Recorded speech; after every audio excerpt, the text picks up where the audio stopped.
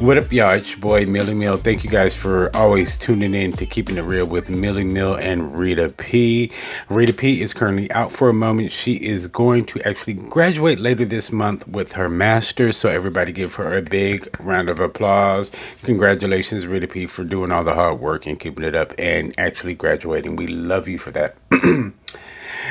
Well, since we've been gone for a little while, it's a lot to talk about, but I do just want to talk about a couple of hot topics right now that has been going on in the news that everybody has probably seen, read, or heard about.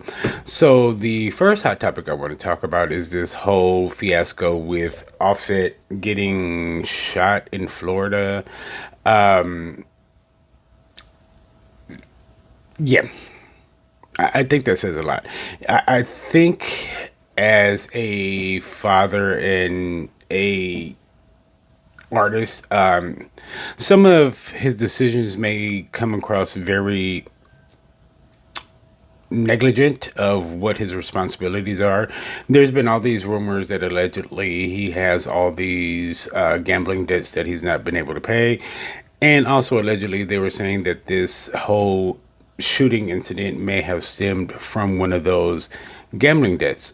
Also, in the news, I've heard that his ex, Cardi B, did run to his side and help him out and had security at the hospital and make sure that some of his debts were actually paid, gave him some money on that. Not quite sure how true that is. That to me really seems just like a rumor mill type of thing. I haven't been able to really find a credible source that is able to confirm or deny that actually happened. But apparently, allegedly, they're saying that that happened and Cardi B ran to his side.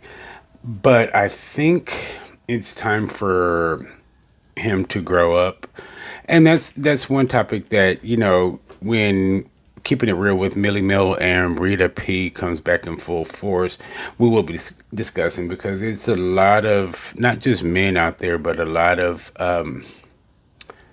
people who have a hard time actually growing up. And, you know, being grown doesn't mean you have to be a prude or you can't have fun or you can't do whatever. I mean, you guys see all this gray in my hair, but I still have a good time and I still have fun. But I make sure my bills are paid. I make sure life is taken care of, and I don't lack on that and just willy nilly. Now, I'm not a millionaire like him, so it might be a little different when you guys get into that type of tax bracket. But personally, I think I would still be the same.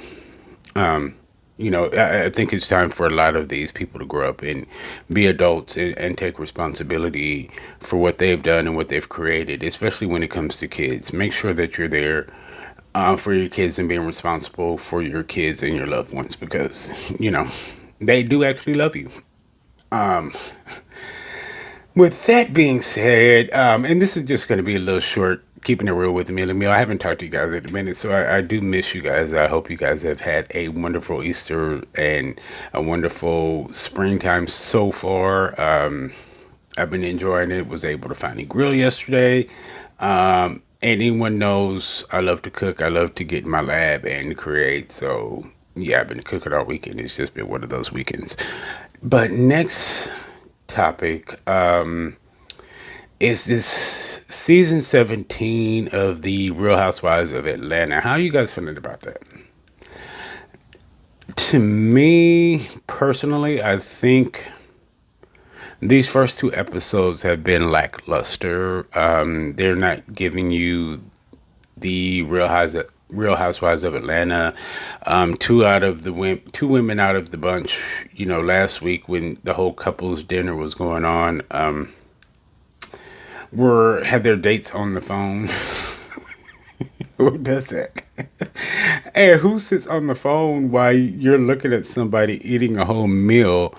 And you just look like an idiot watching them eat and you just staring. I mean, that's not something that I would do. I wouldn't be that hungry to be on TV, period.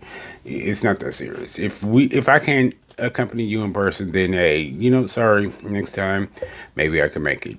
Go solo, rent a date, something. I don't know. Ask one of your friends. But I'm not going to sit on the phone for hours watching you eat and converse with other people in the room, and I can't jump in. I don't know who's talking and who's doing what, and just feel like an idiot there on the screen. Like, so I thought that was lackluster. To me, a lot of these little beefs that they already have going on seem very producer made. They don't seem like they're actual genuine beefs. To me, it looks like the producers are saying, "Oh, have a beef with this person. Make this up with this person. Pretend that you heard about this story about that person, so that way we can have some beef on the show, and then make it good." Which they're in actuality making it worse. It looks fake. It looks forced. It doesn't seem authentic as normally the Real Housewives of Atlanta is known for. So I mean, proof is in the pudding. We'll see to come.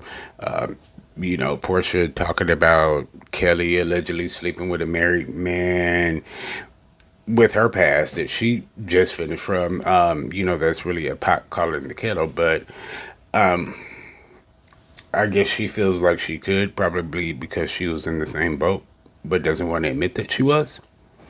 So that's just my take on it. I want to know what your guys' take on everything is. I'm going to come back and do a couple of more snippets until Reeta P can join me and get back with everything. So if you guys have a continuously good April. Thank you guys for tuning in to Keep It Real with Millie Mill. Make sure you guys go to the YouTube channel at Xavier LaRue ENT at oh god, yes, Xavier LaRue ENT at YouTube. So make sure you guys go to that website, like, subscribe, and share. Make sure you definitely subscribe because I want to do more live shows on YouTube. So I need a couple of more subscribers. But thank you guys who have tuned in and who are watching it. Plus, we have more of story time with Millie Mill coming up too. So be blessed.